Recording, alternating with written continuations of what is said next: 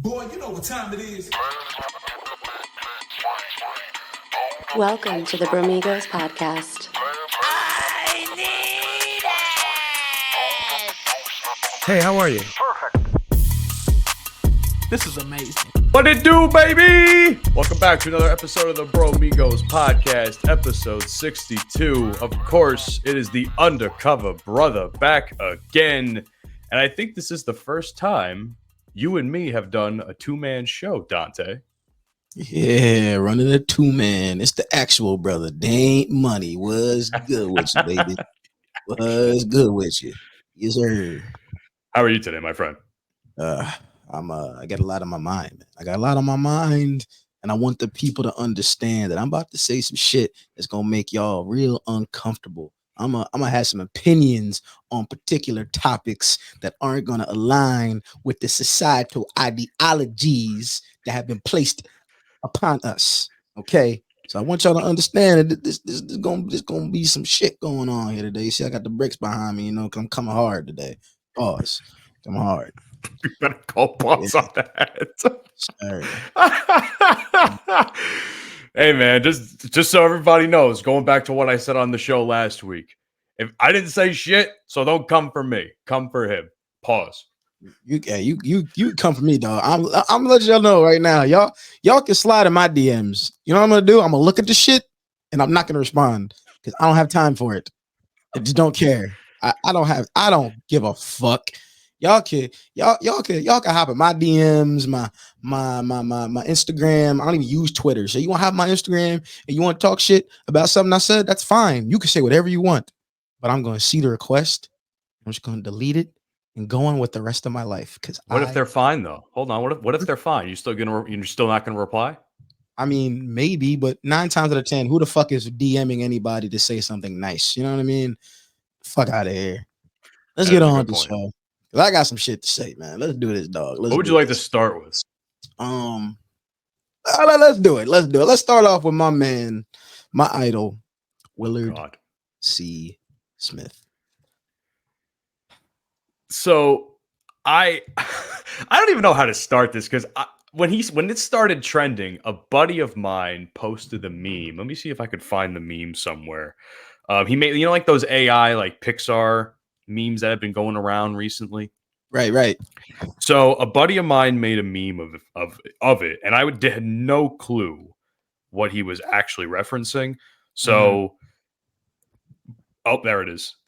Oh God, terrible! Absolutely terrible. That's the meme he made.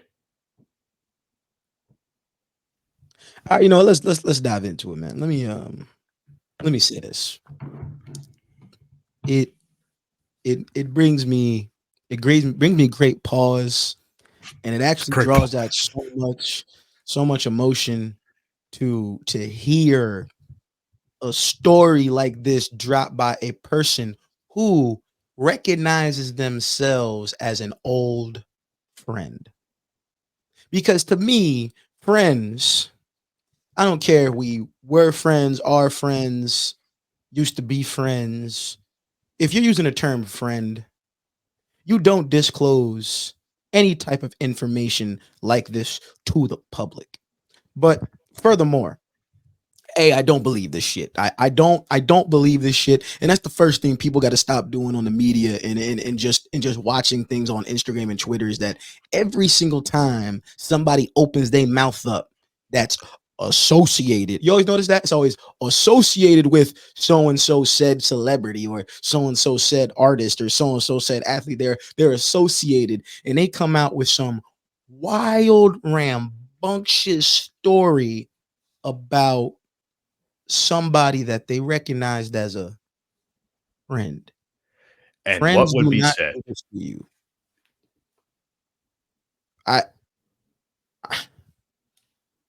Why do we like why do we like to see black men down? Why do we like to see black men emotionally broken, brittled, and just torn apart? We saw this with Tyrese. We've seen this with Will multiple times since the pandemic, multiple times. We've covered it. And I remember I remember the divorce allegations from damn near 10 years ago when everyone was talking shit about Will and Jada, how they really weren't together and they were getting divorced. And if anybody knows Will Smith, I know him better than a lot of people. At least, like, I know about him more. Obviously, I don't know him personally, but I know he's a man that does not believe in divorce. His first marriage ended in divorce, which is against his will. He didn't want that. But why do we like to see these men down? And the crazy thing is that people are getting on Will Smith even more and more and more. Be like, yo, why aren't you coming out and talking about this kind of stuff? Yo, don't y'all think he's tired of y'all? Every single time something comes out about Will Smith and his private life, everybody has to have an opinion on it. But then there's always these other stories and narratives that are brought into it that really aren't even true and have nothing to do with him. But like, people are actually enjoying seeing this man emotionally broken. I don't care how you feel about the Chris Rock situation. I really don't. Do I feel like what he did was just? No, but I get it. That I think he motherfucker snapped. I think at that moment during the Oscars a few years ago, and we all remember, that's when we were all in class. The next day, we were all talking about it, right? I made one of the greatest jokes of all time, but I'm. Oh yes, you made one of the greatest jokes of all time, and you had us fucking hilarious. But I think that was one of the few moments where he actually let his emotions take over, and he snapped just like that. You know, and you know what it is, man. It's men's, isn't it? Men's Mental Health Month, November. Right now, and here we are, black man's mental health down 100 once again. What a shame. I don't listen, man. I don't know what Jada's deal is, and I'm done speaking on Jada Pinkett Smith and whatever her and Tupac's ghost got going on behind closed doors. But just fuck the corpse at this point. Listen, dog. She at this point, like, yo, Jada might as well dig 6 feet under and hop in that coffin with the nigga. I don't know what's down there, but it's getting to a point now where I feel so bad for Will Smith and his mental health and what he has to go through. You could say, oh, he talked about all this stuff in his book, not this. You could say, oh, he's a very open person. He's always talking about his personal life. Yeah, that's on him. And if he decides to come out that information, that's cool. But if you got other people who are clearly trying to make some bread, first of all, let's cut all this bullshit out. This motherfucker went on Tasha K's podcast, the same Tasha K that's being sued by R. Kelly right now. You know how much shit you got to do to get sued by a nigga who ain't getting out? Do you know how much shit you got to be in to get sued by R. Kelly in 2023? You know what I'm saying? This the same girl. It's the same girl that's getting her bank account drained by. I don't even know who this is. Is this someone like prominent or something? I've never heard this name before. Listen. Tasha K, none of one of these. Let me slow down because I'm about to say some real ignorant. You know what? Fuck it. She one of these black bitches out here that got a podcast that's talking mad shit about celebrities that she ain't never met, do not know, and will never meet because of the way that she portrays them on her show. There's nothing but talk shit, gets information illegally, which is exactly why she's in trouble with R. Kelly right now. She spilled she spilled some information that was leaked that she should have never said, that she should have never put on her podcast. And she knows she has been in trouble numerous times with celebrity for talking on their personal lives or talking shit about them when these things aren't true. Like, does this bitch not realize that's defamation of character? That's illegal. You can't just go on a microphone and start talking shit about people you don't know and think there won't be any repercussions. Bitch, are you dumb? Come on. Let's be real. You got grown-ass men. You got a grown-ass man coming on your show talking about another grown-ass man, whether that shit happened or not. Do you think that's information we needed to know?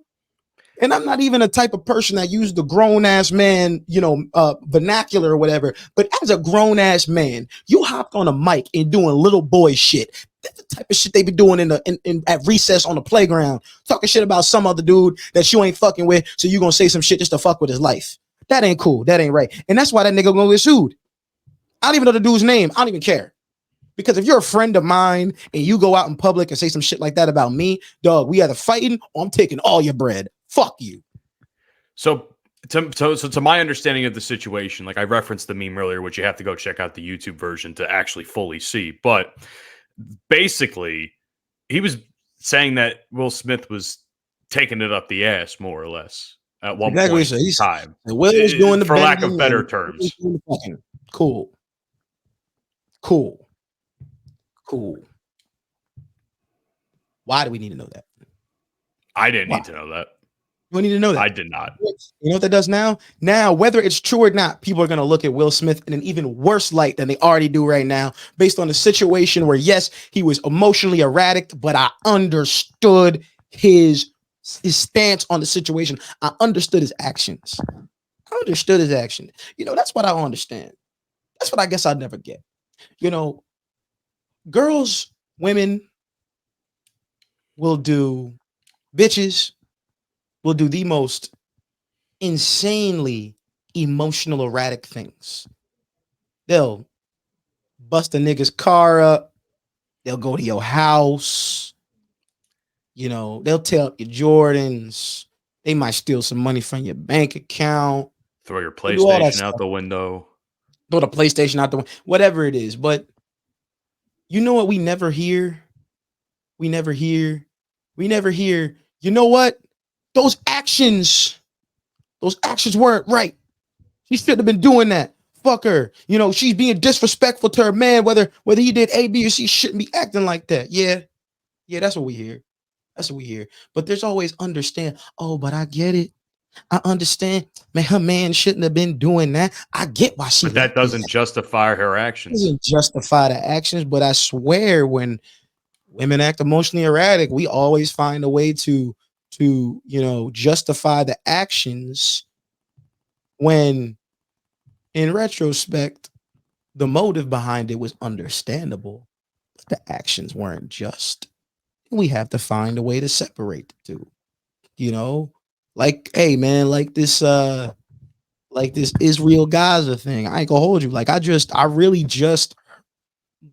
trying to get into it and get an understanding. I'm not gonna go into it because y'all Jews ain't coming for me. Ain't y'all like, you already come for the niggas in Hollywood. You ain't coming for Daint. You ain't coming for me, dog. No, sir. No, I know y'all run the banks. I know y'all run the Illuminati. Listen, I don't want y'all coming for me. But like, I'll say this, like, based off my basic understanding of this situation, there's a lot of not listening on both sides. And I'm not talking communication. I'm not talking about the actual. So what's going on over there is insane. 20 hours straight of bombing and bloodshed. You know, I heard yesterday that there is more bloodshed in the streets of Gaza than there is drinkable water for the remaining population. That's got to be a figure of speech. That can't be legit. Easy. I mean, yeah, it might be a figure of speech, but if you really think about it, just for that statement to even be made, that is true. You know, whether it's true or not, holy shit. I think there's definitely, I mean, not that I am an expert in this situation, but comparing it to, say, past conflicts, I can only imagine the civilian deaths are probably up there with some of the highest casualty rates in this long ongoing conflict. But even then, I can't read it. I can't watch it, dude. Like, I hear children get killed, and I'm at a loss for words. Like, kids, I mean, they can't even live a full life. I saw a picture 3 days ago of a child, 3 years old, clearly had been close to a bombing. Both parents dead, no siblings, no family left. Like, there are literally going to be people coming out of this situation that their family tree might be completely wiped out. Like, this is mass genocide. It's sad. It's scary. And listen, if I'm gonna offer my 2 cents, I don't want people to come after me. Listen, I'm not a Zionist. You haven't. Yeah, I don't think you've actually been on the show and we've covered this before. I never have. I'm not a Zionist. Okay, the only Zion I know is Williamson. So I just want y'all to know. That's a good one. I'm just being honest. I don't want people coming at me, calling me something that I don't even know what it is. I know it makes me sound a little ignorant, but like I said, I choose not to really put myself in this situation. But as I've heard about what's going on both sides, there definitely needs to be a ceasefire. But for me to say I don't understand how the people of Gaza feel would be disingenuous. And for me to say that I don't understand where the people of Israel are coming from would be disingenuous. But I'll say this though. I'll say this though. Even in like moments of, mass destruction like this, the people that aren't part of it, and 9 times out of 10, I'm talking about Americans that have their opinions on it. Can we get out of our own way?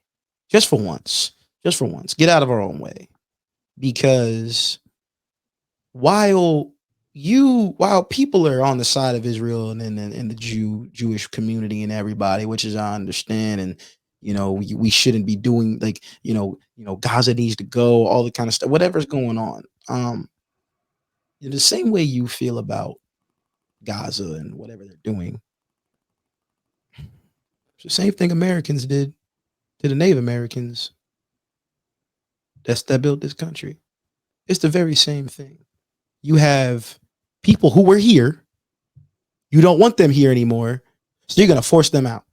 And they don't want to leave. I don't blame Gaza for fighting back. You're taking away my land. And in my personal opinion, man, I know that Israel is looked at as a sacred land, but a religion cannot have total control of a country. That doesn't make sense because not everybody has to follow that same religion. But like I said, I don't want to get too deep in that because if I may, I did see something earlier today, and I'm glad this didn't go through. We were apparently trying to pass, or the U.S. government, I should say, was apparently trying to pass a $14 billion with a B dollar aid to Israel specifically. Now, how you feel about the conflict and what side you fall on is neither here nor there. But the fact that we are actively giving people money now, money that we don't fucking have probably, to start sending over. Thankfully, it got blocked. Apparently, earlier this morning or sometime last night, the Senate blocked this bill. Thank God. But I mean, come on, think about it like this. We gave how many billions of dollars to Ukraine, which is arguably also another shit regime of a country that's running it right now, depending on where you fall on that. I'm not saying Russia is any more, right in the matter of what's going on in that country, but we gave how many billions of dollars to Ukraine? We were planning to give how many billions of dollars to Israel. At what point is the U.S. government going to give a fuck about us? Matt, I love that you said that because, I was talking to my girlfriend the other day and we shout had out this your girl. Yeah.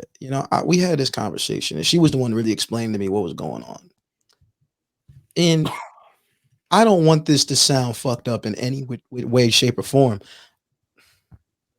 I'll be honest with everybody, man. I just don't care about it. It's hard to care about a situation like that when you got so much going on in your own country, so many issues that aren't being tapped into. And when they are, it's with the most minuscule effort from our government. It shames me that we're part of a country that was built on, mass genocide, and we're supporting countries that are doing the very same thing. The very same thing. And we're finding a way to make that justified. I find it very profitable funny too. They're trying to find a way to make it profitable. I find it very funny that we are on the side of a country that's doing these kinds of things to such a small piece of that country as a whole. Yet we still got homeless veterans walking the streets that don't know where they're going to lay their head at night, don't know if they're going to live or die, don't know if they're going to be able to overcome the sickness that they've had, don't know if they're going to eat or not. We worried about everything going on in Israel and Ukraine, yet we still have an education system that is failing these children. You know what I heard the other day? Another conversation I had with my girl, right? Dog. She's substitute teaching at her old middle school. And for English class, these kids are learning similes. in 8th grade? Wait, what? You're talking about a basic literary device and you're learning this in 8th grade? Bro, I know that shit in 5th and 6th grade. 5th and 6th What a grade, simile, yeah. metaphor, and all that shit. We knew that shit. I don't know about you because you're a little bit younger than I am, but when I was in 5th and 6th grade, we had already covered that. Yeah. 8th grade? Are you fucking serious? 8th grade is insane. I'm like, do they not know what metaphors are? Shit, do they know what verbs and nouns are? Because like analogies, anything, analogies, onomatopoeia, personification. I mean, we're talking about the idioms. Idioms. I knew all that shit in from like elementary school going into middle school, bro. Yeah, I mean, this is prime example. We're paying and supporting countries that aren't doing the best of things to people over there. Yet we can't even pay teachers to educate our children. I know how you, and I can attest to that because my sister is also a teacher, and I don't talk to her about all that kind of stuff as often as I should to be educated in that sort of department. But then even as a general statement, I mean, we're also banning books. Our history classes, as we have covered countless times on this show, is abysmal to say the least. I mean, I sent you I don't know, we haven't done, you and I don't think I've done much what's the research on this. Mm-hmm. But the video I sent you a handful of days ago, right? With apparently the Native Americans were the last people to actually free slaves a year after Juneteenth. Now, I don't know how legit that is. I haven't done the research on it yet to look into it and say yes or no. But the fact that that's even something that's around and that we don't even know about that, and we now have an actual federal holiday that covers that. Oh, the slaves were freed on Juneteenth. Okay, great. Not really, apparently. Yeah, So right, it's like, right. Are we so ignorant? Are we really so ignorant as a country? Yeah, yes, we are. Yes, we are. I ain't gonna. It's really unfortunate. We got some dumb motherfuckers over here. Some stupid people. Oh yeah, stupid. I don't even think a lot of people that are in the government right now are intelligent enough to pass an IQ test. No, many of them aren't. You know, many of them can't even drive because they're so freaking geriatric and senile at this point. Like they don't know shit. But listen, I ain't trying to get political, but like this is how I feel about things. You know what I'm saying? Please don't come after me, Jewish community. I love y'all. Shout out Cat's Deli. All right. Listen. Shout out matzo ball soup or whatever. Shit looks nasty. I ain't gonna hold you. I don't know what y'all be eating, but some of that shit, matzo ball soup, like a big old wart and chicken broth. But anyways, listen, man. Listen. Let's go to sports, man. Yeah. My man Draymond. Yeah. Draymond Green. Oh my God. I want y'all to know that's my dog. I'm riding with my dog. I'm rocking with my dog. Okay. Matt, you know, I'm gonna let you articulate the situation. I'll give my opinion on it because I already know what I'm gonna say. I'm glad you segued me into this because there is a whole timeline on Twitter of the Draymond Rudy Gobert rivalry. If I may, I'd like to read it. So apparently this all started, in 2017, or parts of it started in 2017. Obviously, Rudy was with the Jazz. I believe so. Rudy commits a flagrant foul, words are hard, on Dre during garbage time in that game. Apparently it was game 1 of the Western Conference WCSF. I guess it was like the Western Conference Finals or something. It was in May of 2017. Now we move to another year. Give me one moment. So prior to their first altercation, Dre had won Defensive Player of the Year in 2017, and then Rudy won the following year and years following after that. October of 2018, after tensions physically during the game, Draymond fouls Rudy and things get a little, he starts talking shit to him, man. There's a clip on here. You know what? Let me share this. It'd actually be a lot easier if I share this instead of this fucking reading it off of here. One moment, please. Are you good, man? There we go. Is that coming up? Yes, it is. Okay. Right. So here's this clip right here. I don't know if we're going to get fucking taken down by the NBA, but this is the clip where apparently he fouls him, and then they start doing a little bit of a pile up by the court there. You know, here's the actual foul itself, it seems. You know, it's a foul, You know, these little push at the end. So Rudy and Draymond are having some words, and everybody piles in. Then we go to Draymond taunting Rudy in December of 2018 after stealing the ball from him. And that resulted in, I don't know what the hell, if it was a good basket or what. Apparently, in the 2019 February, now they're subtweeting each other. This is the first of the fucking subtweets.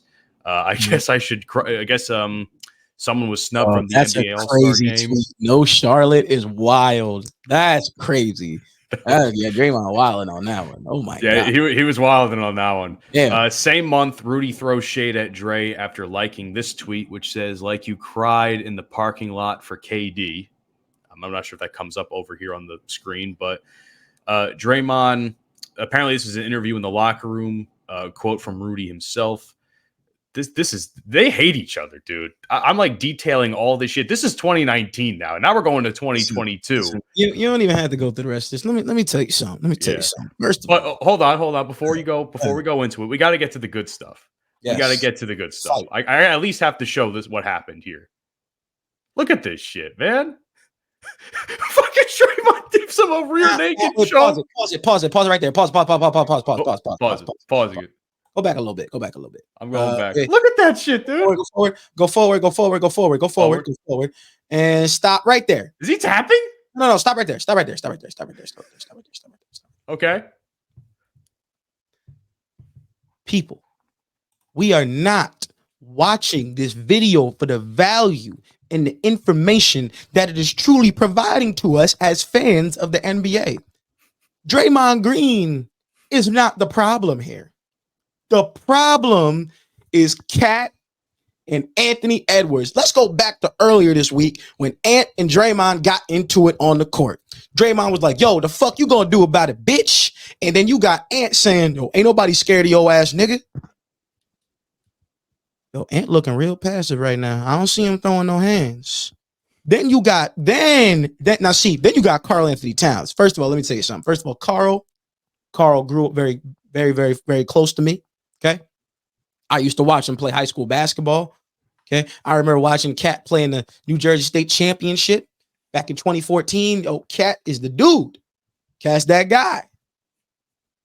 But Cat's a bitch. And Cat's been a bitch since high school.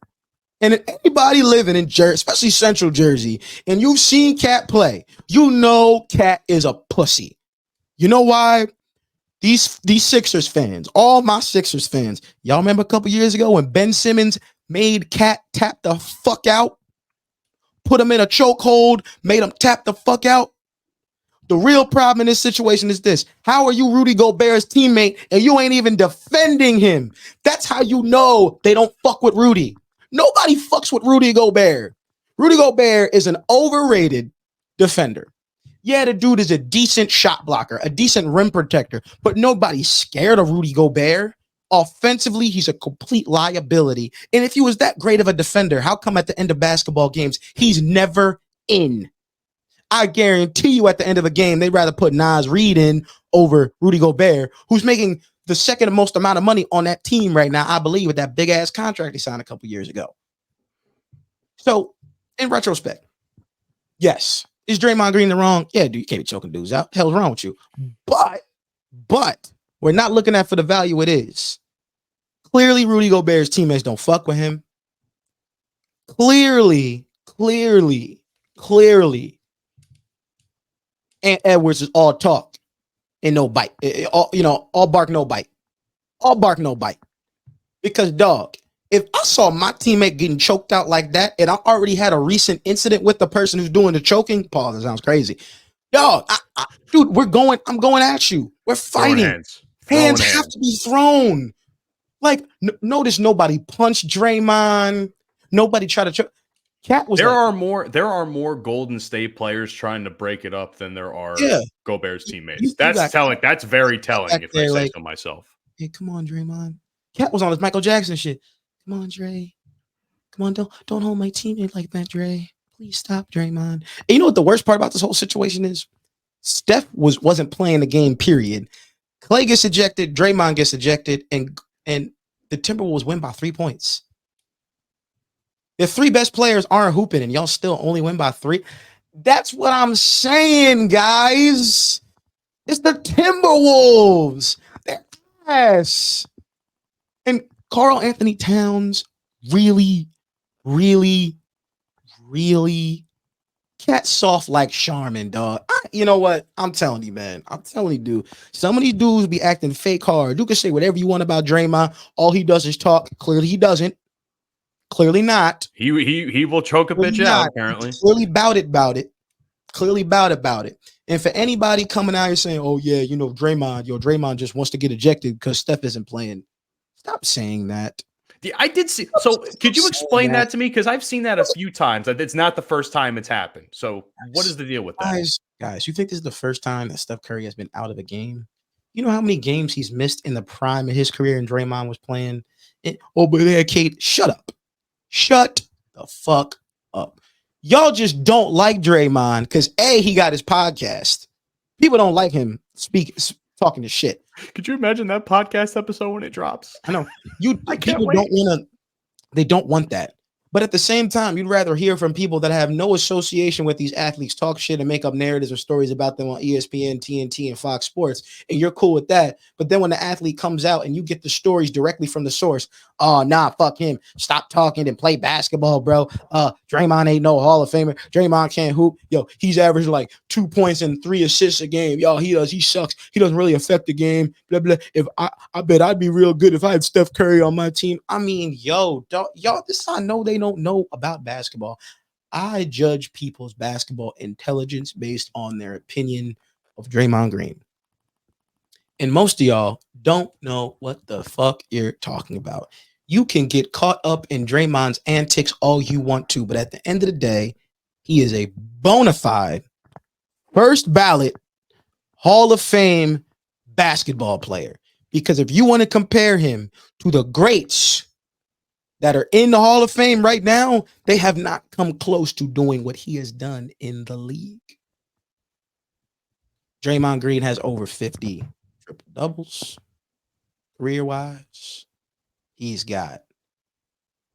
finished top 2 in Defensive Player of the Year voting 3 years in a row. Let's not forget 2016. He lost the Defensive Player of the Year award because he had less second place votes than Kawhi Leonard did. Makes no sense. Draymond Green should be a 2-time Defensive Player of the Year by now.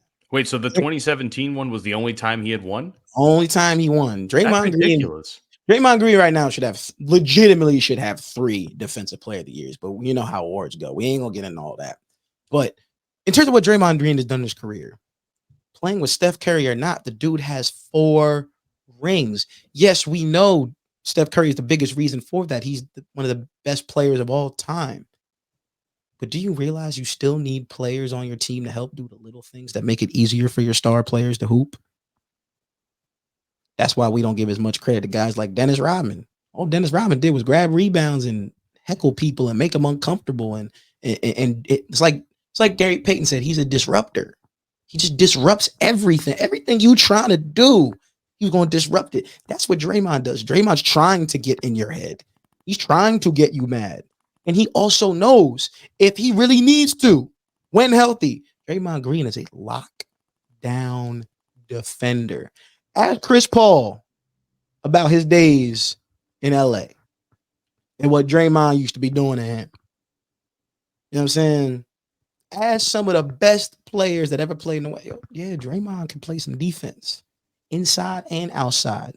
So, yeah, his antics be a little crazy sometimes. Yeah, Draymond be talking crazy, doing crazy shit. But Draymond's still a Hall of Fame basketball player. I don't really care what y'all got to say. Y'all have to be realistic. You have to watch the game for what it is. Stop looking at it from a fan's perspective and get a true understanding of basketball. Because a lot of fans watch the game for the entertainment factor and the entertainment value of it, but don't really understand the ins and outs and nuances of basketball.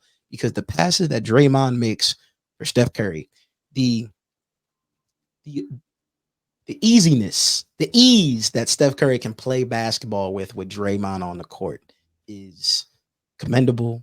It clearly shows, but if you ain't watching it for that particular value, you won't understand what Draymond brings to the game. But that's all I got to say on that. I love Draymond. And when I turn 23 next year, it's going to be my Draymond year, not my Jordan year. It's my Draymond year.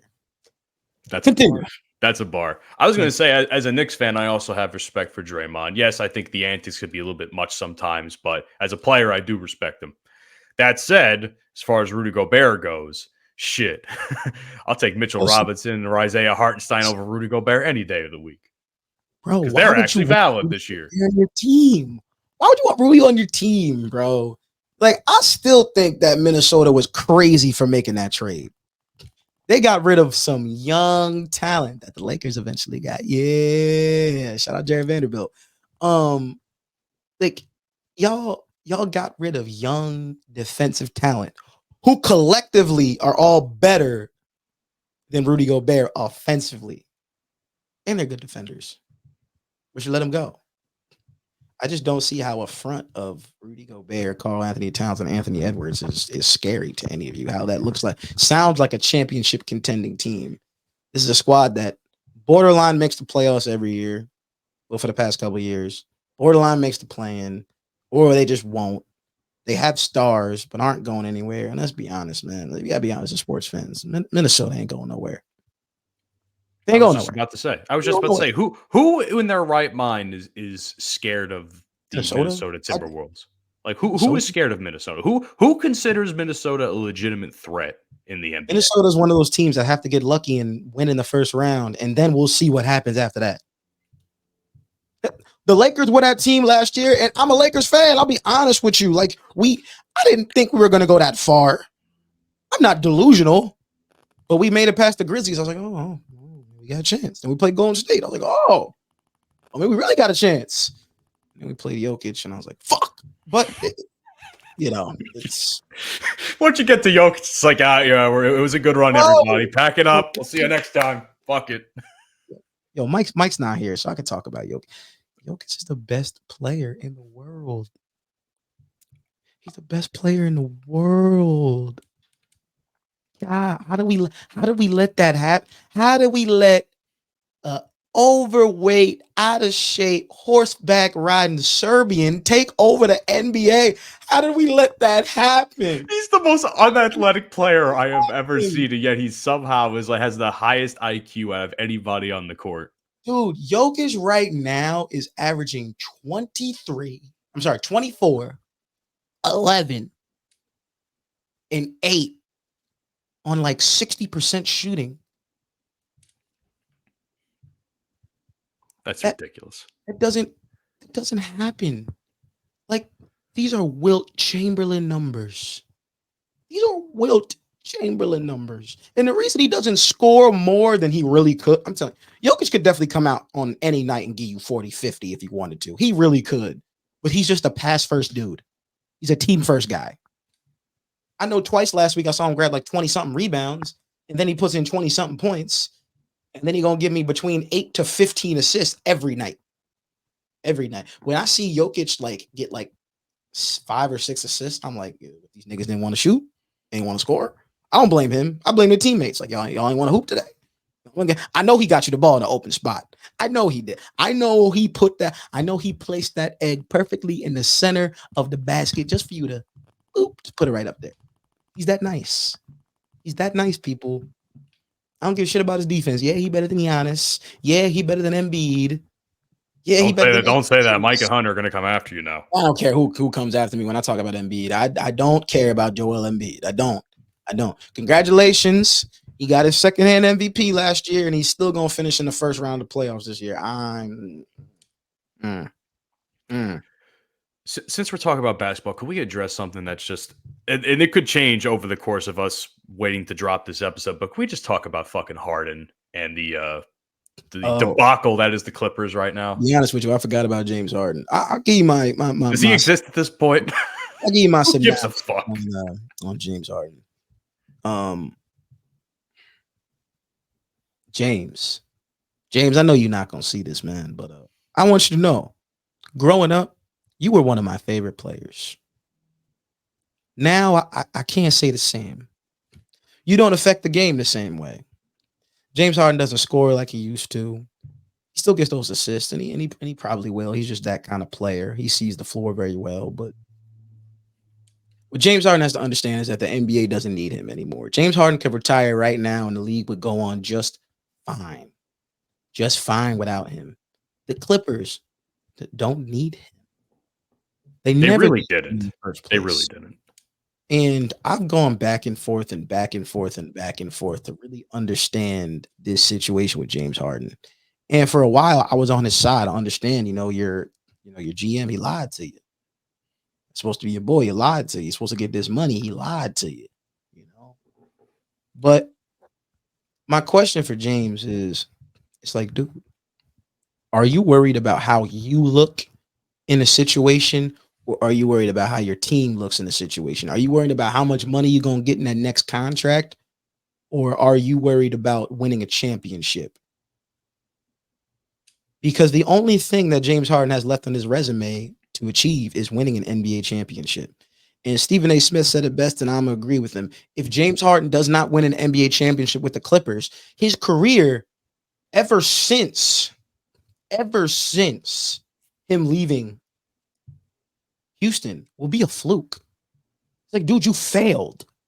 You failed to win a championship in Brooklyn. Whether you were hurt or not, you didn't do it. And you didn't stick it out either. You didn't stick it out. You left your teammates high and dry when shit was at its worst. And that's why I don't think as a GM, as a teammate, you could trust James Harden. I don't think you would trust him. I wouldn't trust James Harden. Because the moment we start losing games and shit gets bad, nigga, you gonna leave? Now he's stuck with it. See, James is cool now. It's like, oh yeah, I'm cool in this situation. I'll stay because I still got PG, I still got Kawhi, I still got Russ. So even though things aren't great right now, he has more incentive to stay because he has all this Hall of Fame talent next to him. But what happens at the end of the year when the Clippers don't win? Is he gonna want to leave again? Or are we gonna have another situation where he stays for the rest all the next year, does his bullshit, keeps getting injured, doesn't produce the way we think he's going to, and then he leaves again? Who else wants him? Where are you going to go? What did I say when the trade first happened? All of that just to lose in the first or second round of the playoffs again. That's what they got him for. Because he ain't going to produce when they need him the most. Hell, he ain't even producing now.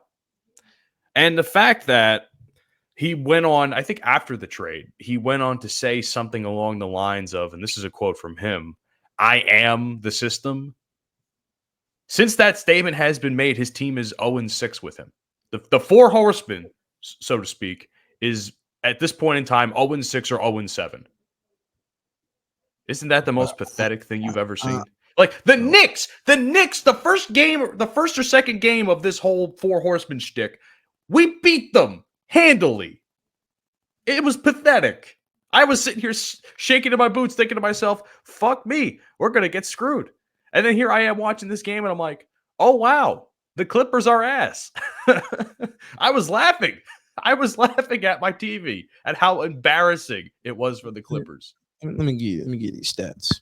He's playing 32 minutes a game, averaging 15 points on 47% shooting, 4 rebounds, and 4 assists.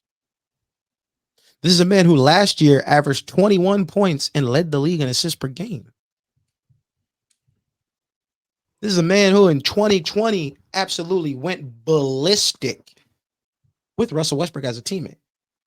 34, 6, and 7, 36, 6, and 7, 35 and 8, 29, 8, and 11, 29, 6, and 7, 27, 5, and 7. I mean, these are the craziest of stat lines that this dude is put up in right now.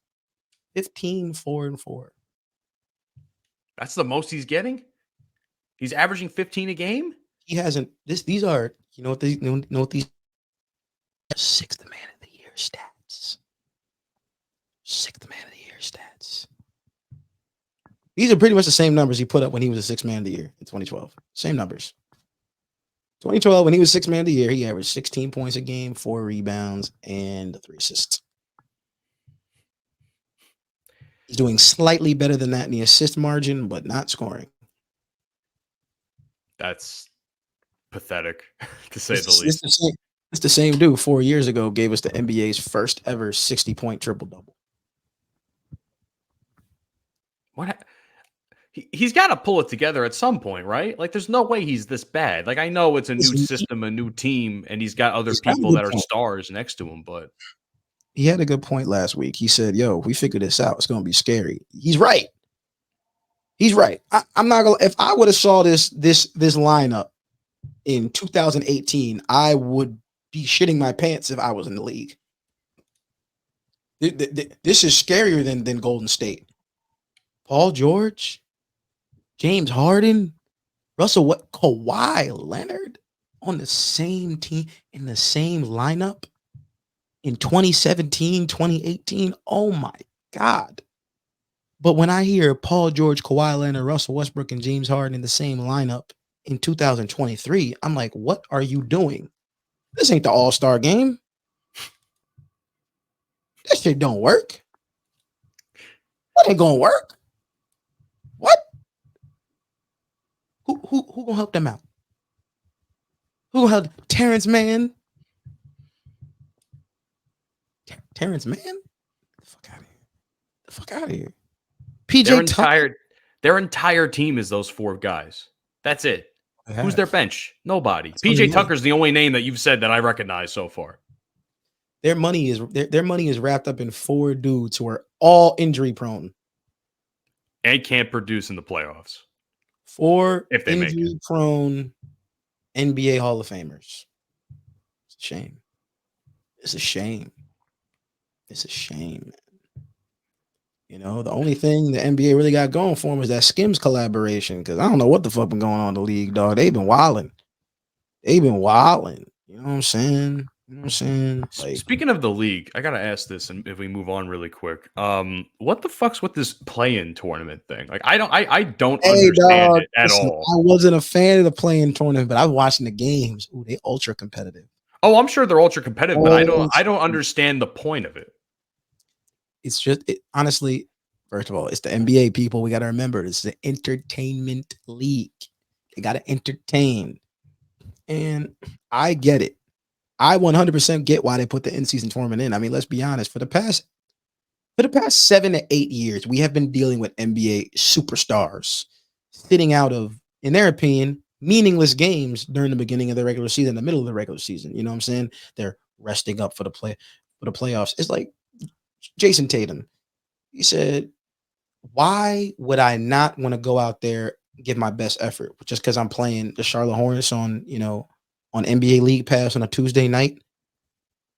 He's like, I only get to play in Charlotte once a year. So there's a fan out there that's a Jason Tatum fan that wants to see their favorite player hoop, but JT gonna take it out, take this one off because it's just Charlotte. And they ain't gonna do anything in the playoffs. They unaffect Boston. No. So what it does is it's forcing the best of the best to play in the beginning of the season, and it's added a competitive nature. I mean, it's not like they're not fighting for anything. I don't care how old you are. As an athlete, who doesn't want to compete for a trophy? And $500,000 a piece? But a piece, Jesus. But yeah. Here's my question, though, because I thought they had already fixed that in the rules this year. Why did they need to create an entire tournament to enforce it? They did. It just feels so confusing. Honestly, they already made the rule. Yes, but to be completely honest with you, nobody really cares about making an all-NBA team until it's a contract year. And I'll give you a little insight, okay? By all means. NBA players, year by year, they're playing based on their who's not like a LeBron, Steph, or KD on that level. James Harden, even Joe on that level. Everybody in the top 15, they're not in this conversation. But under that, when you're in a contract year, meaning the year before you have to sign a new contract, whether you're about to opt out, you're going to take the player option, blah, blah, blah. A lot of times there are incentives in guys' contracts where, you make an all NBA team, or you make an all defensive team, or you win an award, or you become an all-star, you will get an extra sum of money. You will get a bigger contract. You will. That's what happened to a couple years ago. I think this is what happened to Clay. I think it was Clay. Clay was looking for a lot of money and he ended up not making an all NBA team. It was a superstar player. The superstar player, didn't make an all NBA team, and it fucked with his bread. That's why a lot of times you'll see these guys going super hard in the contract year. Besides that, they don't really care. So yeah, this whole thing where you have to play 67, that's what the rule is about. You have to play minimum 67 games, I believe it is, for you to make an all NBA team, blah, blah, blah, blah, blah. And then you look at the stats, all your superstars haven't been playing, bang, bang, bang. Clearly the rule in the in-season tournament is working because I really haven't heard much about stars taking load management or sitting out or resting because of A, B, and C. I've seen Kawhi hooping. I've seen Paul George playing. Joel is playing. James is playing, whether how bad or how good he's playing. These guys are actually hooping. So it does add a little extra incentive to want to play because as an athlete, you want to play for a trophy. And who wouldn't want an extra $500,000 in their bank account? Now, depending on the state, you might not get that whole 500 grand. I'll be honest. Like if I was living if the Houston Rockets win, oh hell yeah. If the Lakers win it, yo, dog, you're getting 100K at best out of that. You might get 100,000. That's not even right. Yeah, I mean, I like it. It gives a competitive nature, and I think this is something that the league has been missing. People can get mad at hell of Draymond Green for the fights and the antics and the blah blah blah, but that's what the league needs. The league has become so soft.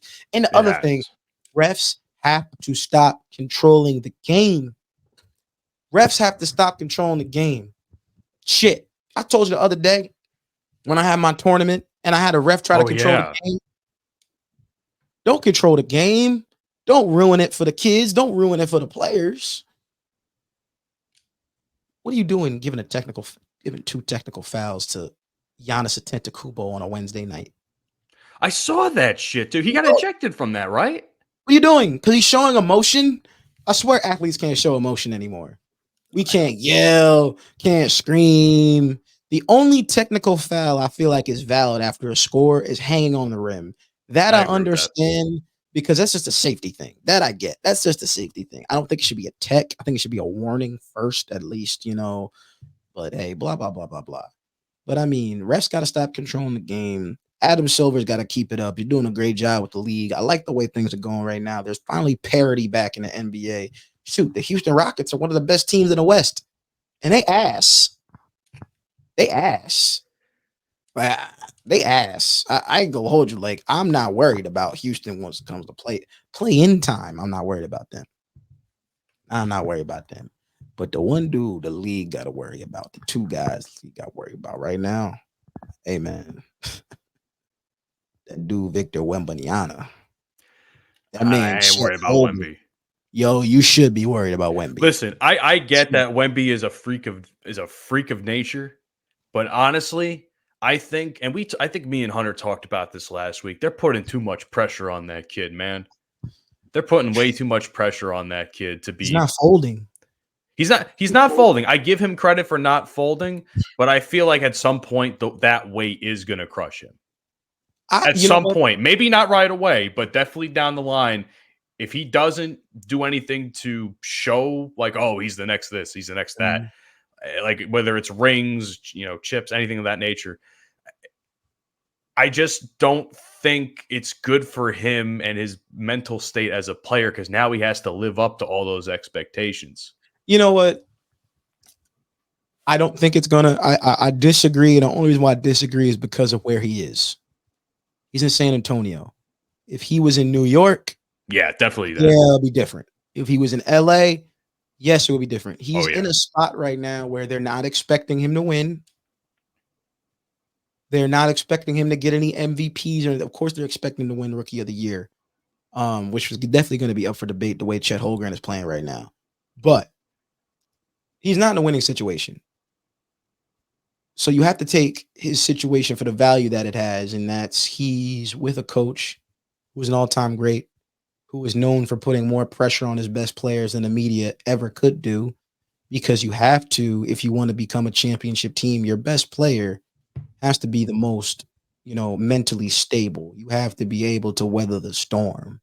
You have to be able to weather that. You got to be a buffalo and run straight through that storm, man. You can't run away from it because him being the player that he is, with the talent that he has, the skill level that he has acquired over the years, and him training and getting better as a basketball player, as a professional at such a young age, deems him having the pressure of doing the things that people are expecting of him. But he's in a good spot right now. like I said, if he was on another team, I would be worried. But with a coach like him, with a coaching staff that San Antonio always has, they'll Well, keep I him was going to grounded. say Pop is probably the best person that they could put him with.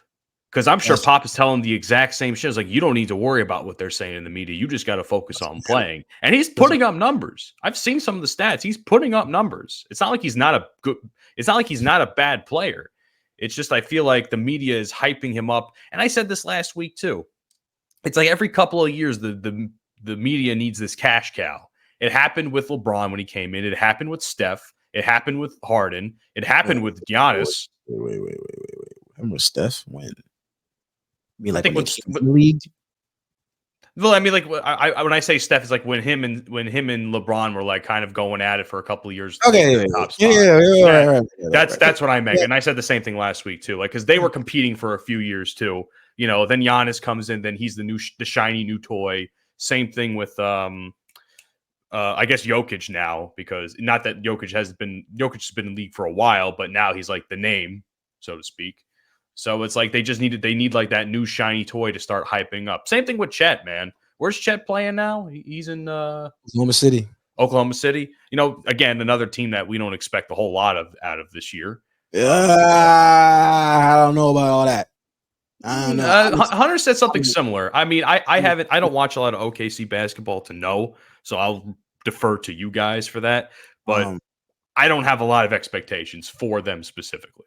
Oklahoma City has the most potential out of any team in the entire league. They have so much youth talent. SGA, Jaden Green, the other Jalen Green. They got two of the same. Sorry, not Jalen Green. Now Jalen Williams. Jalen Williams. I was going to say, like, they have two Jalen Greens on the same team. Jalen Williams. Yeah, they got the two. They got the two J Williams. You know, that's tough. And then you got Chet and SGA. Man, SGA is different. Don't forget this dude averaged 30 plus a game last year on a team at the beginning of the season where we're like, it's just OKC.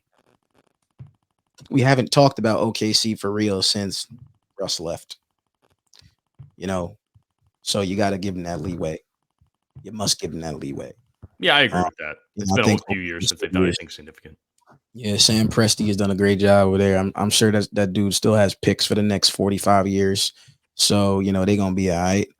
But like, if you want to compare Wemby's situation to somebody like Julius Randle, listen, if Julius Randle was playing this boo-boo anywhere else, he wouldn't be getting the same hate, but he's doing it on the Knicks. And but he's also terrible. Like, he hooped out last night against the Hawks, but like, he's Julius Randle, for Christ's sake. Like, we never expected anything out of Julius Randle. We know he could hoop, but half the time his basketball IQ is like negative 100. And he makes these dumb fucking plays. I'm sitting here watching. I was watching him fucking fumbling the basketball a couple times in the first half when I was at the bars last night. And I'm sitting here like, what the fuck is this shit? Again? Julius Randle's so ass. He's ass. Listen, I don't know why they didn't try to make that trade to trade him to Portland and try to get Dame last year. I thought they were going to do that. I really thought they were going to make it happen, but they didn't.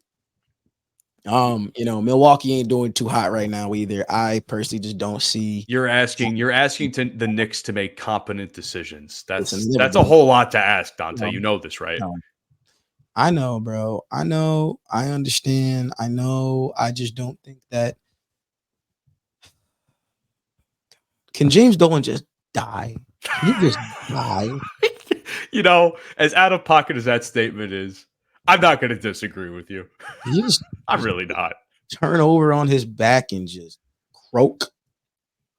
Because, like, yo, that's the reason why y'all ain't getting to where y'all need to be. It's Dolan. It really is. Too much power. He's got too much. He owns MSG and the Knicks. Honestly, I think in recent years he's taken a step back, though. Like, obviously, he's involved with the Knicks and Rangers and everything involved with MSG at that point. I mean, the Rangers, as far as I can tell, there was a couple of maybe a year or two where he was really involved and it was kind of hurting the benefit of the team a little bit. And then the Knicks, you know, that's infamous. We don't have to get into that history. I feel like lately, I don't know if he's even involved at all right now, but I feel like he's letting the Knicks do their thing and letting them figure it out. Because it's not like we have a bad team this year. I don't think we have a bad team. I just think that we still have a lot of mistakes that we have to address if we're going to be competitive this year. Y'all got the New York Villanova Wildcats. You guys know. Yeah. You But then we have Julius Randle on the team, and I'm like, he'll hoop for a couple games, and then he'll have a fucking drought that'll just be completely detrimental to the entirety of the team's offense and defense. So we must stay focused, brothers. We must stay focused. We got to be better. We got to be better. We got to be better. New York, you got to be better. NBA, we got to be better. Draymond, keep doing your thing, baby. Keep doing. Will Smith, we feel bad for you, dog. Will, I feel bad for Will. Shout out to my niggas in Gaza. Shout out to my niggas in Israel. I feel for both sides. I get it. I see where y'all both coming from, man. Let's ceasefire and find some peace, man. Let's find some peace for real. And women, come on, y'all. It's OnlyFans shit getting out of pocket now, bitches. Come on now. Nah, I don't know about that. I don't know. I was getting out of pocket, man. I feel bad for my dog, Joe Smith. You know what I'm saying? Oh, yeah. That I feel bad for my dog. Feel bad for my dog. The way his woman is talking about him in public is crazy. You know, he was on It Is What It Is this weekend. Yo, you know what I heard? Yeah, she was giving Cam a massage on the show, which was crazy. And then Mace was asking her, he was like, yo, do you like, want to, have a more successful future with your husband and everything? And her basic answer was like, I don't know. She just wants to be happy. I don't know. Her answer to everything when it came to Joe Smith, I don't know.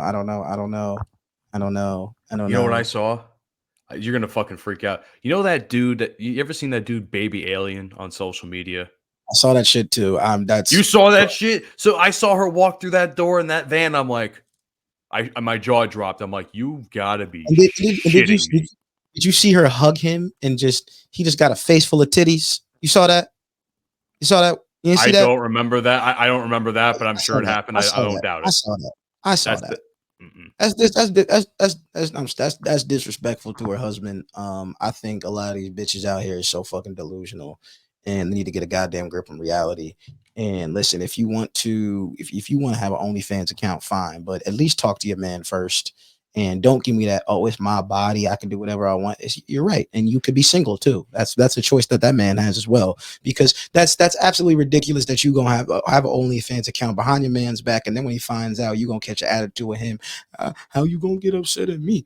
I need to make some money. Blah, blah, blah. Bitch, you want to make some money? Go to McDonald's, get a job. That don't mean you have to start selling ass on the internet and think it's justified when your man calls you out on it, but you was hiding behind his back the entire time. That's fucked up.